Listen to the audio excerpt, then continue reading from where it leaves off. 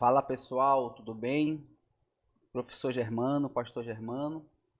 E hoje nós estamos aqui, pessoal, com um projeto novo, né? Nós vamos gravar algumas aulas do livro Expedição da História do 8º ano. São aulas que vão servir como aulas de reforço para meus alunos do Colégio São Gabriel, em São Gabriel da Cachoeira. Então vamos lá, pessoal. Vamos para a nossa aula. Vamos lá, pessoal. Então, o capítulo de número 1 do livro Expedição de História do Gilberto Contrim e do Jaime Rodrigues, ele começa falando a respeito da Revolução Inglesa, né? No capítulo inicial, ele fala a respeito da Revolução Inglesa e fala também do Iluminismo. Então vamos lá. Pessoal, antes de nós iniciarmos nossa aula, eu preciso situar você dentro de como que é dividida a história, certo? Para que você saiba como que é a divisão da história. Então vamos lá. A história, pessoal, deixa eu pegar aqui minha canetinha. A história, pessoal, ela é dividida em história antiga, história medieval, história moderna e história contemporânea. A história antiga, pessoal, ela vai lá do ano 5, né, até mais ou menos o ano 590 depois de Cristo, certo? E aqui, pessoal, ela tá datada com essa data aqui, justamente por conta que aconteceu um evento no ano 590 que foi a consagração do Papa Gregório. Essa aqui, pessoal, é a divisão, então, né, a consagração do Papa Gregório, que vai fazer a divisão da história antiga para a história medieval, certo? E aqui, 1517, vai acontecer um dos grandes eventos, né, que foi um evento da Reforma Protestante, que foi no dia 31 de outubro de 1517, certo? Então, vocês percebem aqui que esses eventos aqui que aconteceram, eles têm uma data, certo? Então, dentro da história, o que é importante na história, pessoal, é datas e nomes, certo? Então, nunca se esqueça, quando você estiver estudando a história, de você gravar algumas datas importantes e alguns nomes, certo? E também, aqui na história moderna, nós temos aqui o ano de 1914. Em 1914 vai acontecer a Primeira Guerra Mundial. Então, aqui é a divisão da história moderna para a história contemporânea. Então, nós iremos estudar, pessoal, né, no nosso material do Gilberto Contrim, nós iremos estudar aqui a partir da história moderna, iniciando um pouco aqui da história contemporânea. Nós vamos ficar até aqui um meio termo aqui, pessoal, certo? Aqui nesse ponto aqui. Nós não iremos entrar de fato na história contemporânea, porém nós iremos analisar algumas coisas dentro da história contemporânea. Tá ok? Então, dessa forma, né, a história ela é dividida em história antiga, história medieval, história moderna e história contemporânea. Então, essa aqui é a divisão da história. Vamos lá. Pessoal, durante alguns anos, né, nós tivemos aqui no mundo, na sociedade, reinando reis, rainhas, né, que eram reis e rainhas absolutistas. Nós iremos estudar melhor esse termo aqui, o que é absolutismo. Então, o absolutismo, pessoal, ele é uma forma de governo exercido somente por uma pessoa. Claro, nós vamos amadurecer melhor essa ideia, mas para agora o que é importante é você saber isso, certo? Então, Nesse período, pessoal, que nós estamos estudando da Revolução Inglesa, a sociedade ela vai ser dividida por classes sociais, como é hoje, né? Só que vai ser uma pequena divisão, certo? Dessa sociedade, porque nós vamos ter a sociedade como se fosse uma pirâmide, né? Nós vamos ver melhor isso aqui lá na frente. Então aqui em cima vai estar o clero, aqui vai estar os nobres, e aqui no final, pessoal, vai estar o povo, certo? Então, essa aqui é a divisão de classe nesse período aqui que nós vamos estudar, da Revolução Inglesa e do Iluminismo. Então, só para situar vocês dentro do contexto histórico, nós estamos aqui no final da Idade Moderna, né? Vai acontecer essa situação no final da Idade Moderna. Início, pessoal, da história contemporânea. Como eu falei para vocês, o que vai marcar a Idade Moderna? Vai ser justamente o ano de 1517, né? Fala para mim aí o que aconteceu em 1517. Exatamente, a Revolução, né? A Reforma Protestante. Vamos lá. Então aqui está uma foto aqui da Rainha Elizabeth, né? Juntamente com um outro ministro. Aqui está uma foto também aqui do Palácio, né, da Inglaterra. E aqui está uma outra foto, pessoal. Você pode ver aqui com mais detalhe. Aqui está o rei, certo? Aqui estão as pessoas, né, que vão estar exercendo aí alguma forma de reunião, que vão ser participantes dessa reunião.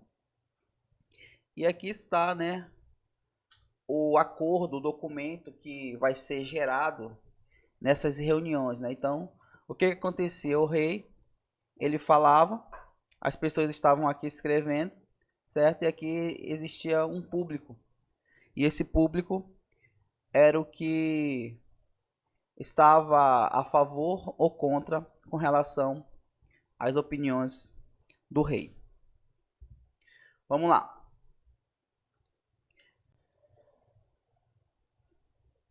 Pessoal, então, preste atenção aqui. No século XV ao século XVIII, ela vai existir a divisão da população.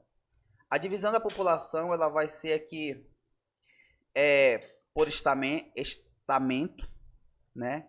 Que é justamente aqui a ordem ou os estados, a população rural e a monarquia absolutista. Toda vez quando eu falar em monarquia, pessoal, automaticamente você já coloca na cabeça de vocês, monarquia é rei, certo? Então, essa é a divisão da população, mas nós vamos ver no próximo slide como que funcionava essa divisão. Vamos lá. Então está aqui, pessoal, aqui é a divisão, né, daquilo que eu falei para vocês, da sociedade. Então, como é que era essa divisão por estamento? Aqui no primeiro estado, como você pode ver, estava o clero, pessoal, certo? Então, o clero, ele vai estar aqui em cima como o primeiro estado. Segundo estado vai estar o rei juntamente com a nobreza. E o terceiro estado, pessoal, lá embaixo, quem vai sustentar toda essa pirâmide aqui vai ser justamente o povo. Certo? Então aqui era a classe nesse período aqui. O clero, o rei e a nobresia, mais o povo. Um detalhe aqui importante aqui que merece ser citado, porque que o clero ele está aqui em cima, justamente por causa de Deus, certo? Então as pessoas tinham esse sentido, né? Essa ideia de que o clero ele tinha que estar lá em cima, porque Deus de fato ele está lá em cima. Então por isso que o clero vai estar aqui no topo, né, da pirâmide. E um detalhe importante aqui, pessoal, que as pessoas né, o povo, eles não tinham igualdade, certo? Diferente do que nós temos hoje, por exemplo. Se você está aqui embaixo da pirâmide, se você estudar, né? Se você estudar, você com certeza você pode subir a pirâmide, certo? Chegando a estar hoje no que seria a classe rica, né? Porém, pessoal, nesse período aqui, as pessoas não eram iguais, porque o povo, nós vamos ver no próximo slide, em melhor detalhe, eles trabalhavam para a nobreza, trabalhavam nas terras, nas propriedades da nobreza. De maneira que muitas das vezes o povo às vezes trabalhava somente por um prato de comida, pessoal. Certo? Eles não recebiam salário, não recebiam dinheiro.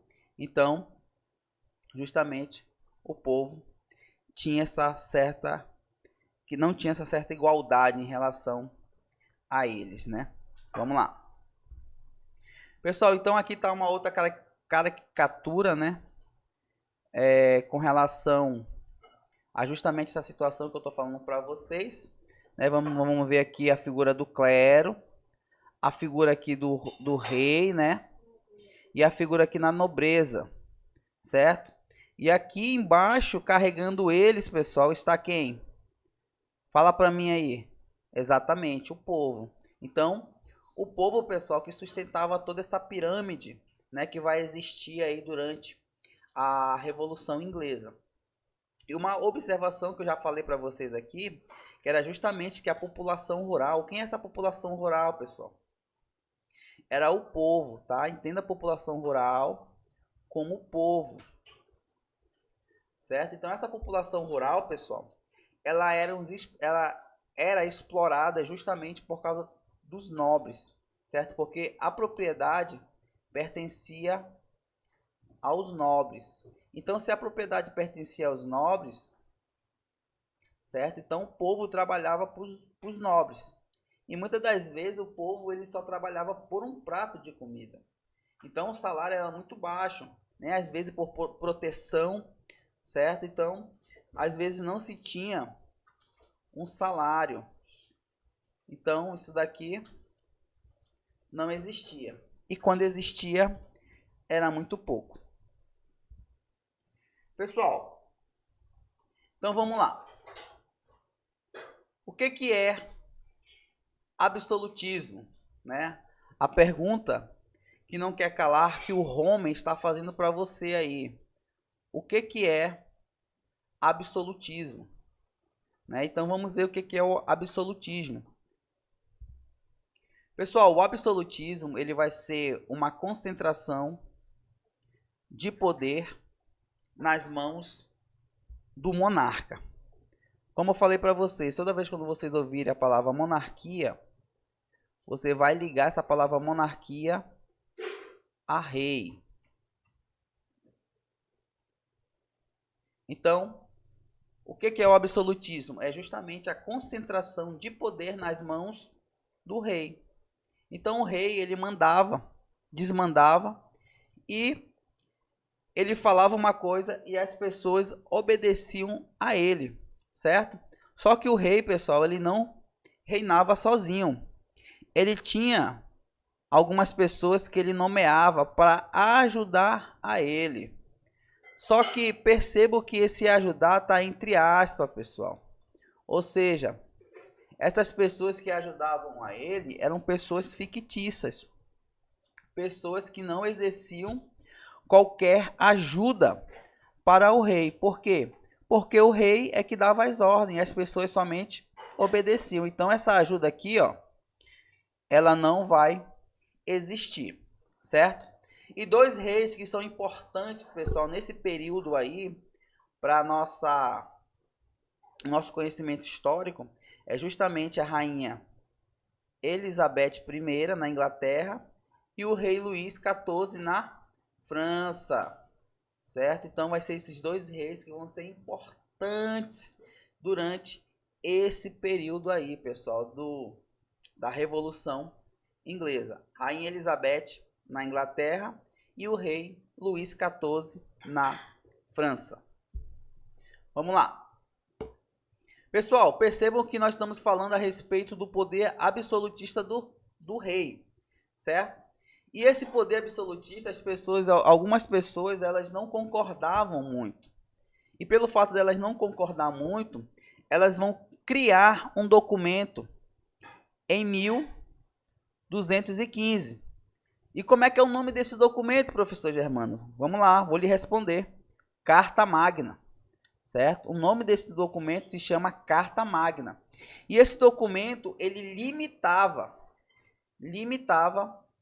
o poder do rei. Ou seja, o rei, ele não é uma pessoa absolutista que manda e desmanda e as pessoas obedeciam.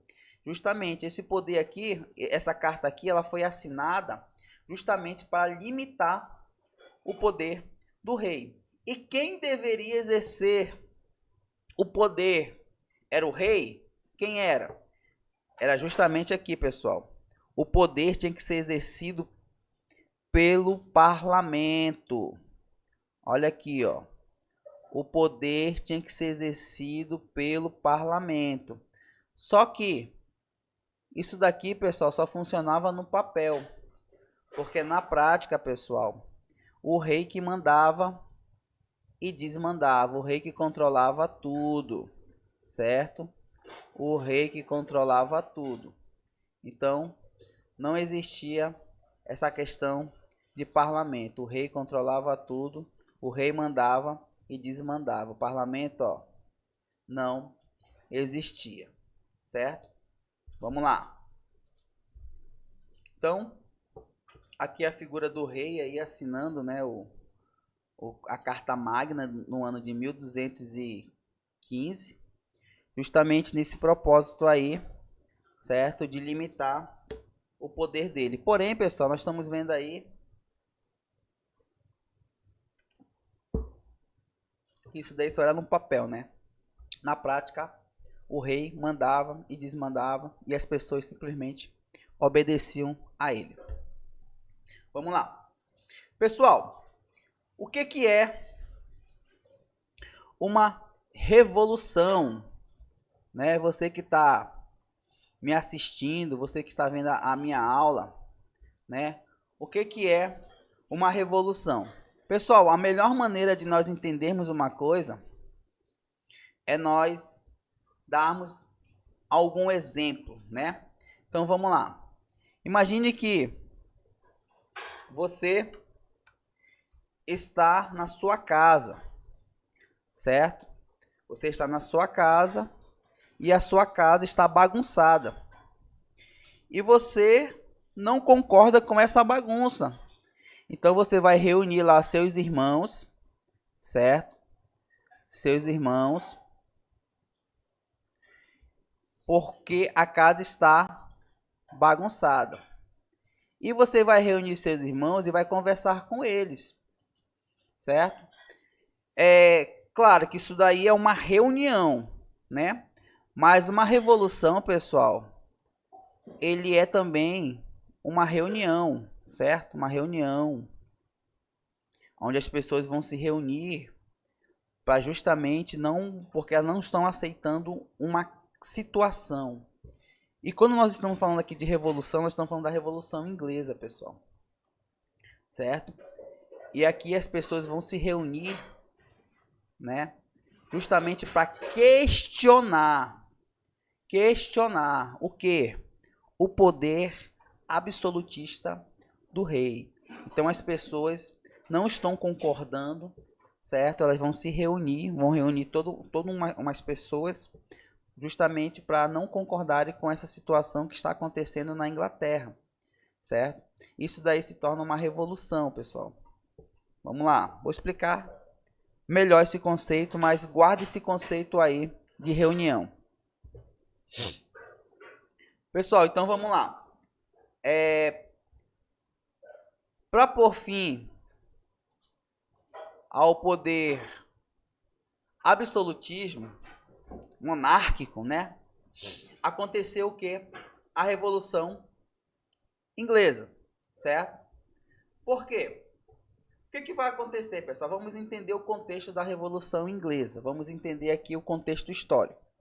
Em 1603, a Rainha Elizabeth ela vai morrer, certo? Rainha Elizabeth vai morrer. E a Rainha Elizabeth ela não vai deixar, pessoal, herdeiros, certo? Ela não vai deixar herdeiros. Por conta disso, o que que vai acontecer? O absolutismo lá na Inglaterra, ele vai entrar em crise. Por quê? Porque não tem herdeiros. Rainha Elizabeth não deixou. E o que que vai acontecer? Vai entrar a figura chamada Jaime. Jaime Stuart, né? Que ele é o rei da Escócia.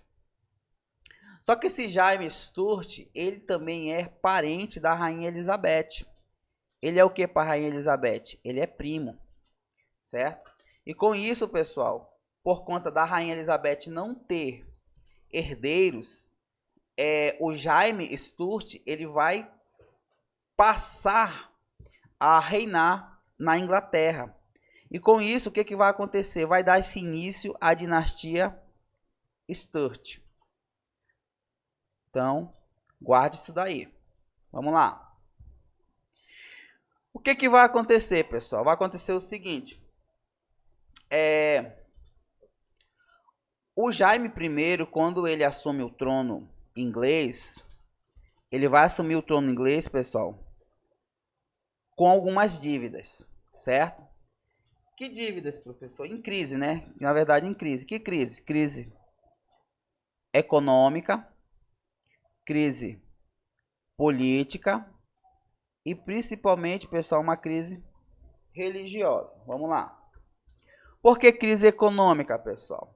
Porque quando a Rainha Elizabeth ela morre e quando Jaime I ascende ao trono, né, quando ele sobe ao trono, o que que vai acontecer, pessoal? A Rainha Elizabeth ela vai fazer muitas dívidas, certo? Justamente por quê? Porque ela gastava muito, pessoal, certo? E com isso o Jaime vai precisar quitar essas dívidas ou acabar com essas dívidas, certo? Vamos lá, esse é o primeiro ponto. Segundo ponto, briga política por quê, pessoal? Porque algumas pessoas não eram a favor do Jaime I assumir ao trono. Por quê? Porque o Jaime I não é de fato o herdeiro da Rainha Elizabeth. Ele é primo da Rainha Elizabeth e por conta disso algumas pessoas não irão concordar, certo? E por isso vai ter o quê? Brigas pelo trono.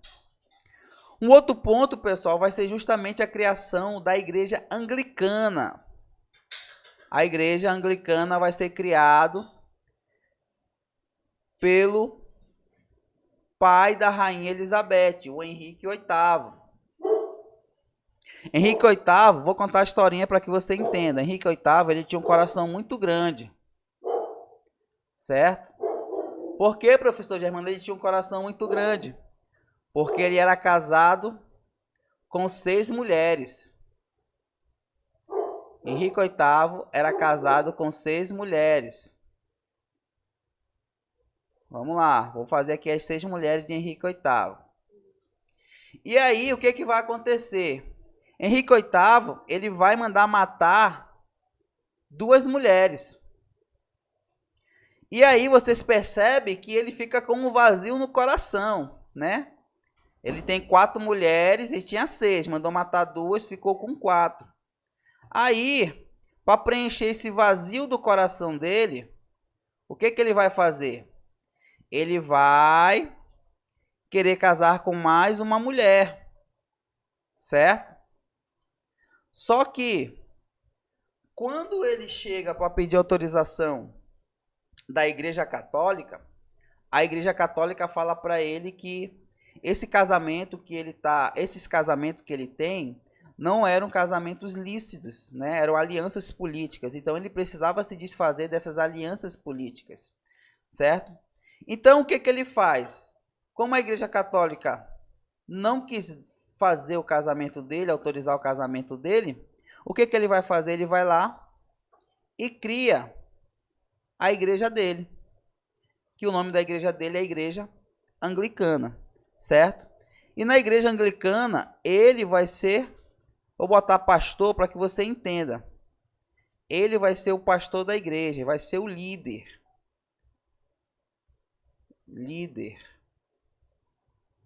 Ele vai ser o líder da igreja, certo? Então percebam que Jaime I, quando ele assume o trono da Inglaterra, ele vai assumir o trono em crise. Para resolver essa crise, o que ele vai fazer? Ele vai justamente aumentar os impostos sem a autorização do parlamento. Lembra lá que todo o poder político ele é exercido pelo parlamento. Mas lembra que eu falei para vocês que no papel era isso, mas na prática o rei que mandava e desmandava? Então é justamente, ele vai aumentar os impostos sem autorização do parlamento. Uma observação importante, pessoal, o Jaime I, ele vai tentar legalizar o poder dele absoluto, certo? Justificando como? Como, professor Germano? Ele vai criar aqui a teoria do direito divino do rei. O que seria essa teoria do direito divino do rei? Né? Vamos lá. Romanos capítulo 13 vai dizer que toda autoridade ela é constituída por Deus. Toda autoridade é constituída por Deus. Então Jaime I, o que ele vai fazer? Ele vai criar uma ideia da cabeça dele, certo? Que as autoridades, ou seja, os reis, quem separa, quem levanta, quem ordena os reis é quem? É Deus. Quem coloca é Deus. E o que vai acontecer? Vai acontecer o seguinte: existe uma figura na terra que é autorizada por Deus para exercer essa função. Quem é? Fala para mim aí. É justamente o Papa. Certo? Só que percebo que o Henrique VIII ele já tinha quebrado os vínculos com a Igreja Católica. Ele já tinha quebrado os vínculos com a Igreja Católica. Então, quem vai ser aqui o Papa da Igreja Anglicana? É, exatamente, o Jaime I. Certo? Então, Jaime I vai dizer que foi Deus que colocou ele para ser o rei. Simples assim. Vamos lá. Pessoal, então vamos lá. À medida que Jaime I ele aumentar, as medidas de Jaime I aumentaram as discórdias entre o parlamento e a monarquia, né? Então, aumentou as discórdias aí. E o que vai acontecer, pessoal? O parlamento ele vai reivindicar o poder real por meio da petição de direito, que vai ser assinada em 1628, certo? Essa petição de direito, pessoal, ela é justamente pedir para que o rei tenha pouco poder, certo? Mas só que vai acontecer uma coisa importante aí. Antes de Jaime I morrer, ele vai ter um filho, certo? E esse filho, o nome do filho de Jaime I vai ser Carlos I, certo? Só que Jaime I, antes dele morrer, ele vai dizer para o filho dele, Carlos I, que o Carlos I precisa dar um jeito no parlamento. Porque caso ele não consiga dar um jeito no parlamento, toda vez que ele quiser fazer uma decisão, o parlamento sempre vai se meter. Então, o que o Carlos I faz quando ele assume o trono? Ele vai lá e manda fechar o parlamento. E esse parlamento fica fechado por quanto tempo?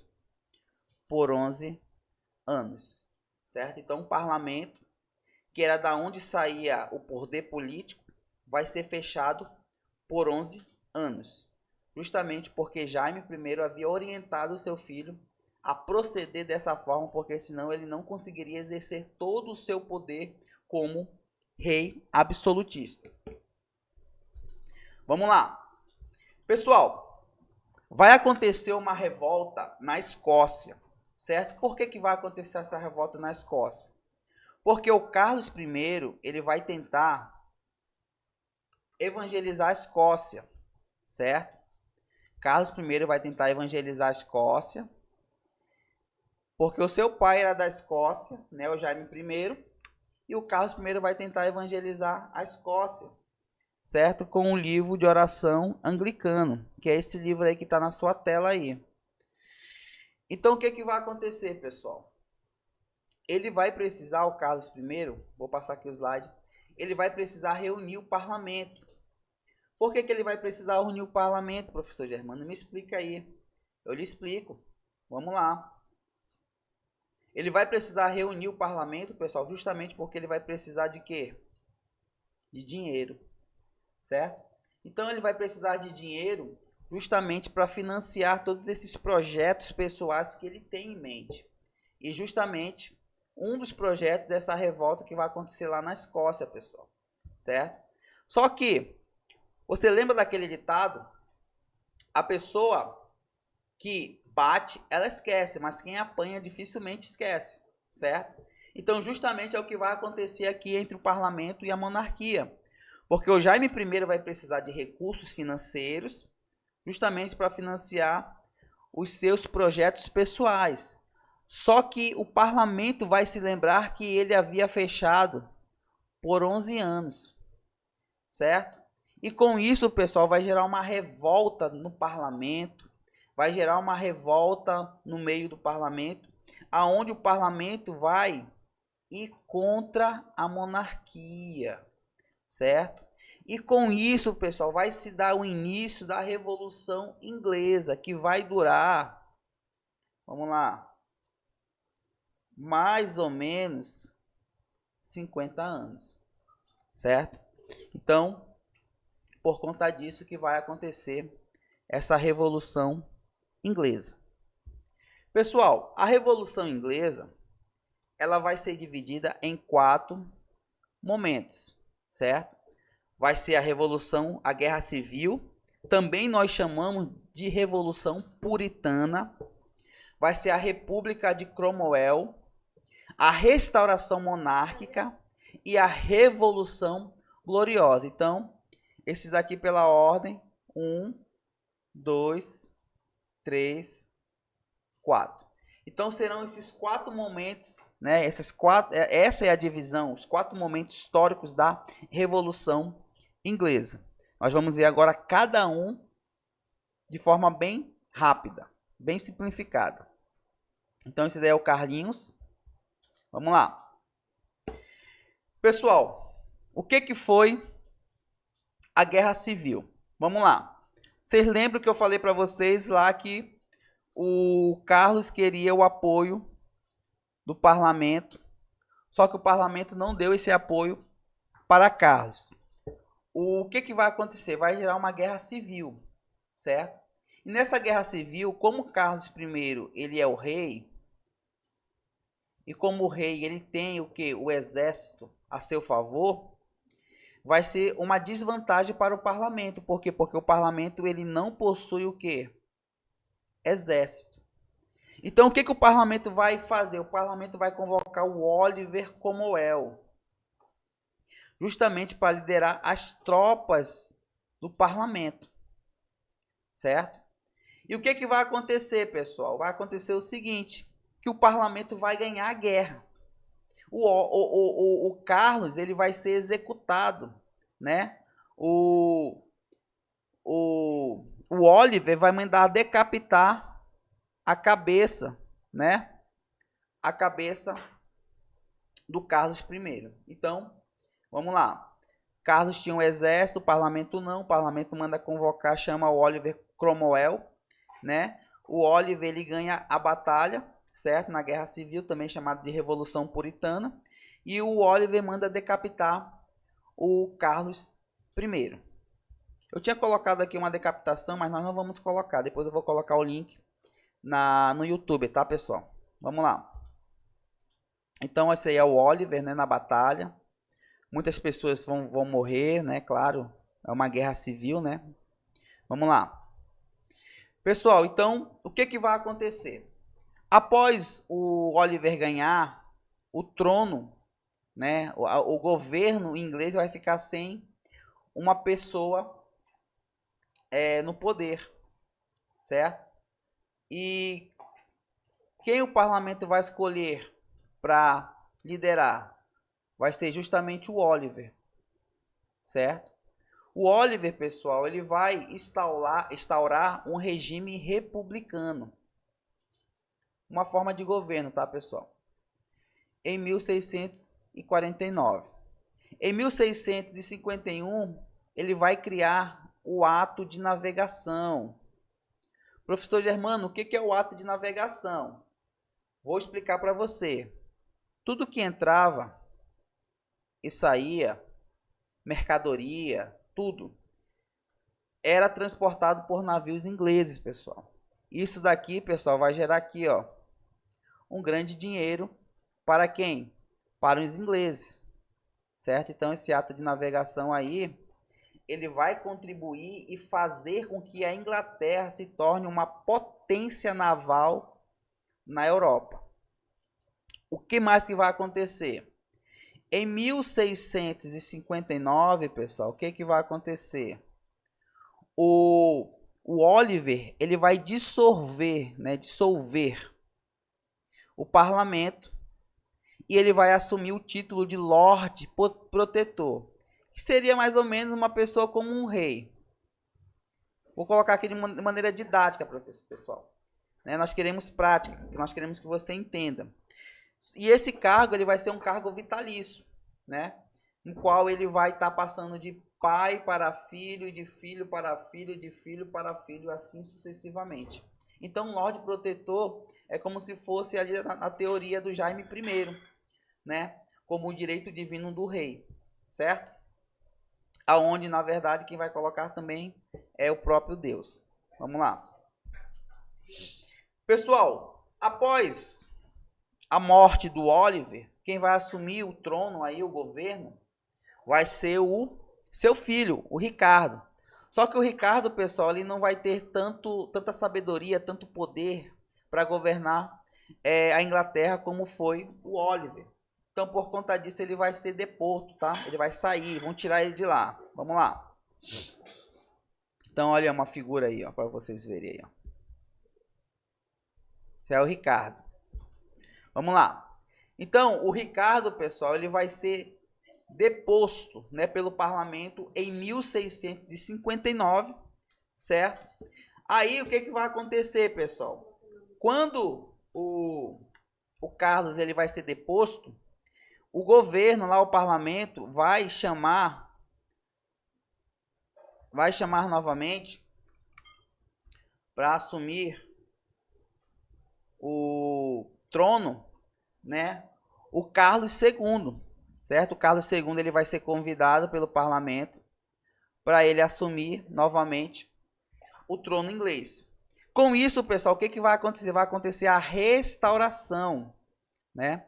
Vai acontecer a restauração da monarquia, aonde? Na Inglaterra, porque o Oliver tinha colocado uma república, né? E agora vai restaurar novamente a monarquia. O Carlos II ele vai governar mais ou menos por 25 anos, certo? Só que o poder agora, pessoal, vai ser o poder limitado, tá? Porque o parlamento vai conseguir com que esse poder do rei seja um poder limitado. Então, é por conta disso que agora as pessoas vão estar reinando, mas não vão estar governando, vão estar somente de aparência, como nós vamos ver no próximo slide. Vamos lá. Pessoal, o que foi a Revolução Gloriosa? Então vamos lá. O parlamento não queria que voltasse a monarquia absolutista. O que é a monarquia absolutista? Diz para mim aí. Exatamente. É quando somente o rei manda e desmanda. E o que o parlamento vai instaurar lá na Inglaterra? Vai instaurar uma monarquia parlamentarista, né? Onde o parlamento que vai ter ali o poder, certo? E com isso, pessoal, o que vai acontecer? Após o Carlos II morrer, quem vai assumir vai ser o rei Jaime II, em 1688, certo? E aí, pessoal, o que vai acontecer? O parlamento vai mandar o Jaime sair, certo? O parlamento vai mandar o Jaime sair e vai colocar no poder o Guilherme de Orange. E o que vai acontecer, pessoal? O Guilherme de Orange, ele vai assumir agora o trono. E aí, pessoal, nós chegamos na última fase, que é a Revolução Gloriosa, certo? Por que Revolução Gloriosa? Porque justamente o Jaime II, ele vai sair do trono e quem vai assumir vai ser o Guilherme de Orange, certo? E isso, pessoal, vai ser sem derramamento de sangue, certo? Mas não foi de forma pacífica, por isso que pacífico está aqui entre aspas, mas foi sem derramamento de sangue. E esse evento nós chamamos na história de Revolução Gloriosa. Tudo bem, pessoal? Graças a Deus. Vamos lá. O desdobramento da Revolução Gloriosa. O que vai acontecer, pessoal? A Revolução Gloriosa, ela vai promover a instituição da monarquia. Uma monarquia não absolutista, mas a monarquia parlamentar. Com isso, o que vai acontecer? Né? Vai se costumar dizer o seguinte, que o rei reina, mas não governa. Ou seja, vai ser uma figura aparente do rei. Porque quem vai governar vai ser o parlamento. Exatamente. Certo? Então, vamos lá. Pessoal, então nós vamos ficando por aqui, certo? Para nossa aula não ficar muito extensa, não ficar muito demorada. Então nós vamos ficando por aqui e depois nós vamos voltar com iluminação.